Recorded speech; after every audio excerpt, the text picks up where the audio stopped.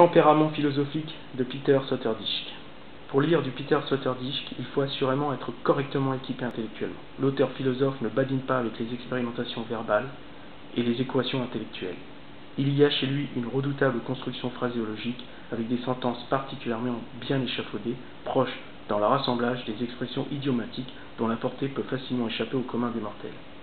Ceci dit, le philosophe allemand manie la langue française avec la dextérité d'un jongleur. Son voyage philosophique n'est ni scolastique ni didactique, son mode de pensée nous conduit dans un dédale de fragments intellectifs, heureusement fragmentés en autant de chapitres qu'il y a de philosophes. Witold Gombrowicz s'était déjà adonné à l'exercice dans son livre Cours de philosophie en 6 heures un quart, qui bénéficiera ultérieurement d'une fiche de lecture appropriée. Voici le livre en question. C'est donc là que tout commence, avec Platon dont Nietzsche dira de lui qu'il avait cette croyance chrétienne, page 12. Pour l'auteur de l'Antéchrist, et donc anti-platonicien, la reformulation des lois morales est plus que souhaitable. S'il parodie le discours sur la montagne avec son Zarathustra, c'est pour singer l'enseignement de l'homme sur la croix. Naturellement, en survitaminant sa doctrine de type prométhéen, Nietzsche annonce une allégorie wagnérienne des mythes nordiques dont Siegfried sera le modèle du surhomme. Bien entendu, loin de ça, la synthèse universelle de Platon promet de partager la pleine lucidité du ciel, page 24. La recherche de la paix de l'âme, page 17, est son credo. Le concept vise à éveiller le sens. En réalité, Platon préfigure toute la philosophie monothéiste du pourquoi du monde. De là, Aristote va inaugurer l'ère du concept. Il sera le philosophe buste dont l'intellect va produire une alchimie scolastique particulièrement féconde, surtout dans les grandes écoles européennes du savoir, page 34. Augustin, le 3e chapitre, sera le philosophe de la séparation divine bien comprise. Augustin met en évidence le corpus satanique qui régit le monde tel que l'entendait le Christ. La trace du péché originel, comme l'entendait Baudelaire, est ici approfondie afin de souligner l'immense grâce de Dieu qui agit malgré tout. Bruno n'en tiendra pas compte. Son agenda panthéiste fera de lui le héros romain des Lumières. Ce dominicain retourné annonce déjà la rhétorique nietzschéenne. La méthode de Descartes effacera pour un temps les facéties de l'italien, le français est quant à lui beaucoup plus raisonnable. À l'évidence, c'est la première intelligence de type artificiel qui sévit au grand jour. L'impulsion des Descartes est un moteur de recherche métaphysique qui pense la précision comme une religion. De même, Pascal, l'autre français, professera la cohérence et la logique. C'est l'école de l'équation du vivant. Pour Nietzsche, il est comme cet homme de Vitruve dessiné par Léonard de Vinci. Leibniz, c'est le 7e philosophe, dans l'ordre des chapitres. Selon lui, Dieu seul résout la question du sens universel. C'est la poutre porteuse universelle dont Kant veut s'émanciper. L'esprit civil du philosophe allemand est quelque peu critique, très critique, l'idée de la créature placée sous l'autorité de Dieu est insupportable. Page 75.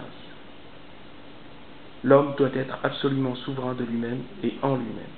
Pour Fichte, l'aliénation marxienne est la tenue vestimentaire du monde dont le bourgeois est le par-dessus mortifère. C'est le règne de la marchandise. La mort est donc au pouvoir, page 81, et elle se maintient en vie avec une extrême vigueur. C'est la grande illusion du marché dont Marx aura vite fait d'en établir les bases.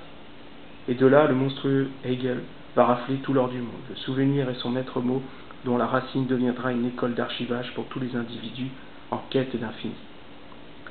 On passera sur Schelling et son accouchement de la conscience, ainsi que sur Schopenhauer et sa vision comportementale de l'esprit. Kierkegaard est le croyant pur, avide, l'expression de la vérité sans le cadre dogmatique.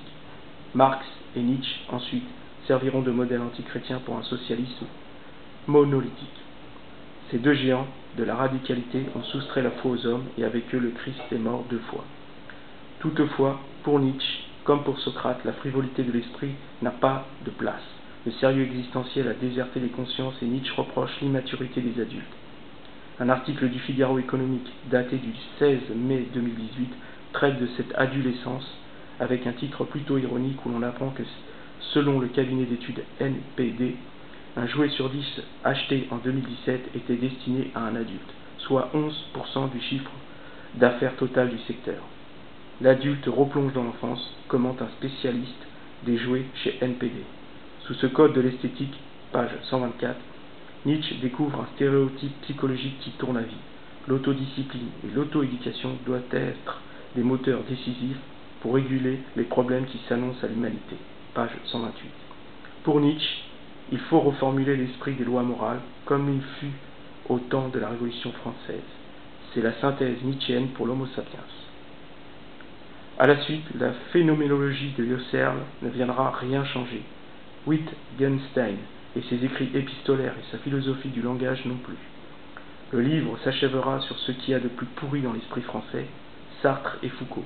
Le premier a jeté l'âme aux ordures, on l'a adulé pour ça et on l'adulera encore. C'est le noyau de la subjectivité narcissique enfermée dans la mode contemplative. Sartre est réellement le péché assumé, tout comme Foucault d'ailleurs, dont le masque nietzschéen a intellectuellement aliéné.